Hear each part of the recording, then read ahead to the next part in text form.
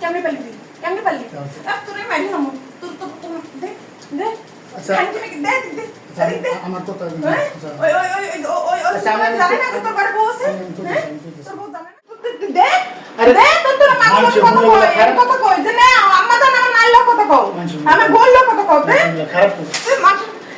এই আমি এদিকে কান ওইবার সবাই ডাকো ডাক্কা তারপরে তোরে আমি এই এলাকার বাড়ির খবর দেব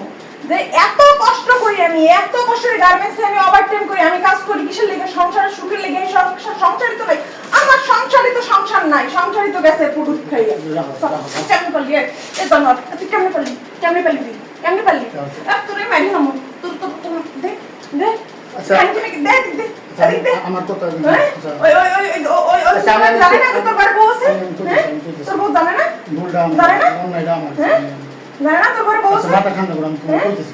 দে আমার ডাক বড় আমি কত মরিস বাচ্চা কথা লাগাই মোর কত বড় যে একটা বিয়েতে বেটা লাগে কথা কয় একটা বিয়েতে বেটা লাগে ঘরের সংসার আছে জানে না আচ্ছা শুনুন সবাই এরকম তো যারে আমি বড় কথা কই হেল গিয়া পর কি জড়াইছে এই করে আমি ওরে ঘেন্না আমি মানুষের আমার বান্ধবীরা কয় গার্মেন্টসে কয় আমার স্বামী হ্যান করে তেন করে আমি আমার স্বামী নিয়ে বড় কথা কই আমার স্বামী পর বিয়ে করে হ্যাঁ কথা বলুন করে হ্যাঁ এই তোর পাপে নোংরা আদে আমার কথা কবি না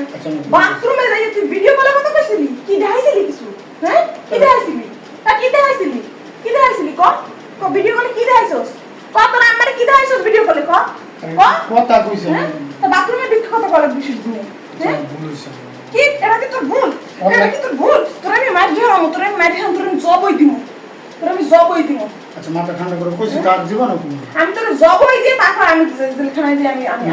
আমি তো তোর জীবনে করে হইতে দিব না এই যে আর পুরো মোবাইল পাস রাই আচ্ছা আমি না কইলে তুই সে মোবাইল তো চালানো আচ্ছা মোবাইল আমি তোমার গার্মেন্টসের চাকরি করে মোবাইল কিনেছি মোবাইল চালাও আচ্ছা মোবাইল চালাই দিব মোবাইল চালাও হ্যাঁ আমি কোন সুতরাং আচ্ছা বলো করে দাও আমার সব বিল করে দাও আমি আর জীবনে এরকম করব না আমি বলো কোন আগে কত চুতানি কত নাই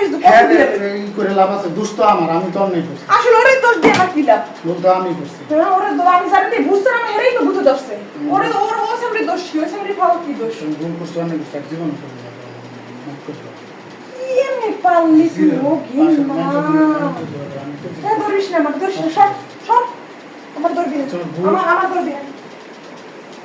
তো যাই হোক বিষয়টা বুঝতে পারছেন তো যে পরকীয়া করলে বা পরকীয়ায় জড়াইলে পরিণতি কি হইতে পারে